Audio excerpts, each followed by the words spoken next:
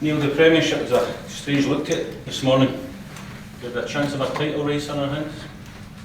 Yeah, don't see why not. I think with the investment that Rangers have put into their squad and the improvement of other clubs, then I think that was always likely to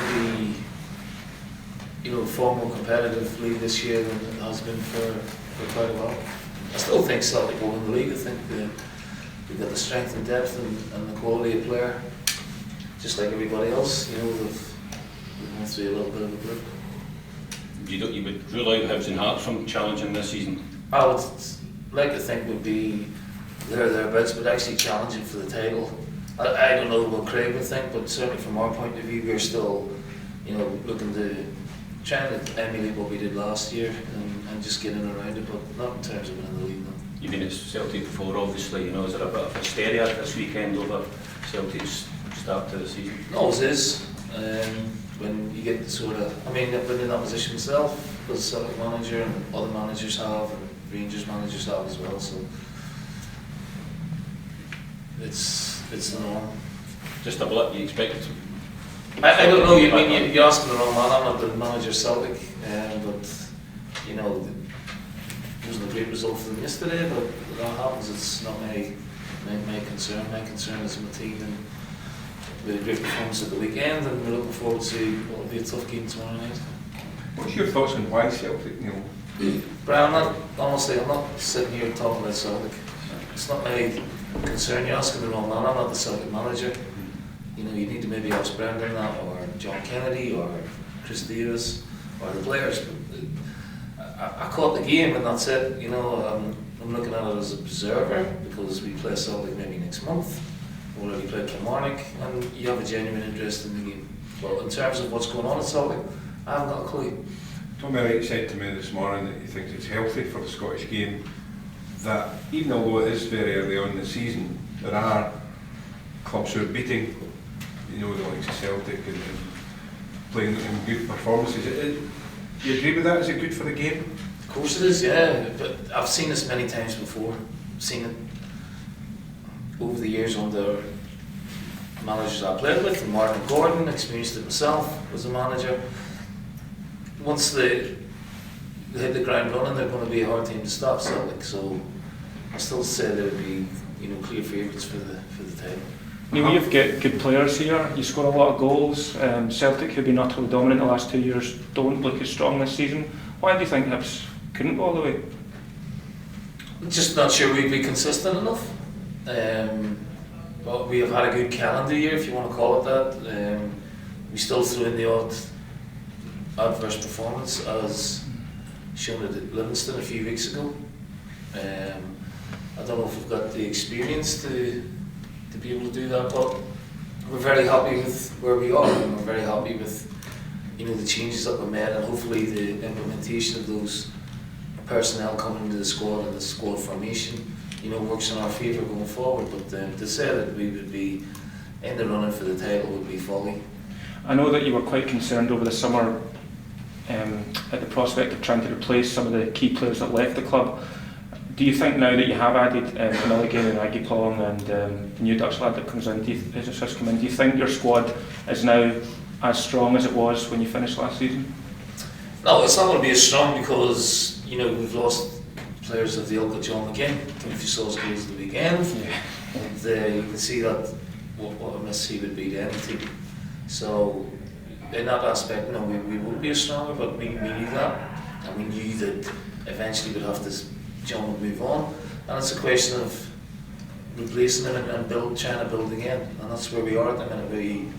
We're still a work in progress. We've had 2 very healthy performances and results, but that's all it's been is 2 results. I haven't got a crystal ball.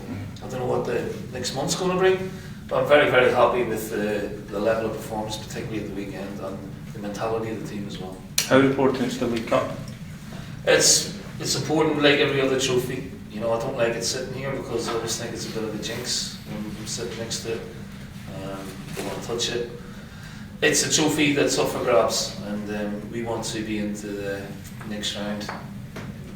We're lucky with the draw, we've got home advantage, but unlucky in the fact that we're playing a very good team in Aberdeen who've got a very good cup record over recent years, so they had a good win at the weekend. Already played them this year, the game could have been either way, so I expect it to be a close affair again. You had a couple of blips a few weeks ago, Neil, the defeat against Molde, which can happen. They were a very good side. The draw against St Johnstone, the defeat to Livingston. There was no panic, no talk of a crisis or anything like that. Does that mean it's quite calm and you were assured that whatever it was going on, you'd come The only one who was annoyed was me. I think the people behind the scenes were absolutely fine, and I've had great support, you know, behind the scenes. How important is that at a club? That's fantastic for me. It just makes my job a lot easier. I can concentrate on what I want to do, and I know there's going to be a bit of patience there and understanding of the situation. So that was very, very helpful for my benefit. I was able to concentrate on, you know, working on a few things with the players, obviously getting them up, the rest of them up to speed. We're still, you know, waiting on Lennon to get fully fit. Pleased with Milligan, obviously, you know, getting 90 minutes under his belt. But yeah, there was patience shown from behind the scenes, which, you know, was very, very reassuring for me. What about Aberdeen? What have you made of them? Like yourself, you lost a lot of players and stuff. Probably Derek will say they're a work in progress as well, you know, and lost McLean, lost Christie, you know, they're quality players and hard to replace, but knowing Derek the way I do, you know, he'll eventually get it right, and Aberdeen will be a contender again in all competitions. Any bumps and bruises for the weekend? Yeah, we've got a problem with McLaren with the back. He's had it scanned, and you know, he could be out for a few weeks now. We don't know the length of time he's going to be out, so that's a real blow to him, obviously, and to us. Dave Gray, he had a dead leg on Saturday. We're hoping he'll be okay for tomorrow. Martin Boyle still feeling remnants of the foot injury picked up against Kilmarnock. Paul Hanlon came through the game fine, which is obviously good news, and I think the rest should be okay. How's McGregor? I know he doesn't train every day because of the situation of his knees. Can he play? He can play it, but for me, you know, he's been out a considerable period of time, Yeah. and which is like maybe six weeks now. He's only trained a couple of times, so he's still a little bit short of, I'm sure, where he would like to be and where we would like him to be, but we know that with Darren. Yeah. So maybe another week or two would just get him into the groove, if you want to call it that, you know, sort of training rhythm and match rhythm. But you know, I was pleased with the changes we made at the weekend and the strength and depth that we had in the squad, and you know, it was a reassurance there for the first time in a while. Neil, there's a lot of pressure coming on Neil McCann now, obviously after 6 defeats in a row. Do you think there is now more pressures on managers than when you started out? Has managing changed now from when you started? Yeah, I mean, well, I've been doing this 8 years now. Obviously, it feels like a lifetime, a lot longer than that. I think the search for instant gratification every week is overwhelming. You know, Alan Stubbs went after 5-6 games. No real answer as to why. Now, I'm not going to be critical of St Mirren or why they've done it, but there's nowhere near enough time for Alan to implement what he wanted to do. They brought in a new manager, whether there's a massive change around or not, or a turnaround for the better, remains to be seen. But it's very, very harsh on Alan. Last year, Frank de Boer at Crystal Palace had 4 games. Now we've lost Kenny already this year for varying reasons. We've lost Alan. Neil's under a bit of pressure, but one way we can turn the whole thing around again, and hopefully he gets the time and patience from the people upstairs to support him and reassure him and then let him get on with his job. We are overwhelmed with fans looking for the perfect team, fans looking for the perfect formation. Everyone's a Monday morning quarterback. They have all the answers in hindsight, and I get that. It's part of the debate of football and opinions, you know. But I think now in the age of social media, you're under the spotlight a hell of a lot more than we were before. Despite that, though, Neil, there's no shortage of people wanting to step into management.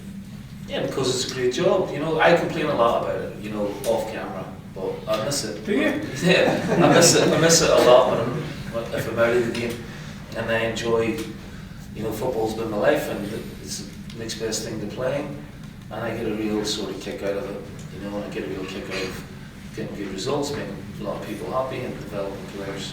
So that's what I get out of it, and you know, other people might go into it for different reasons.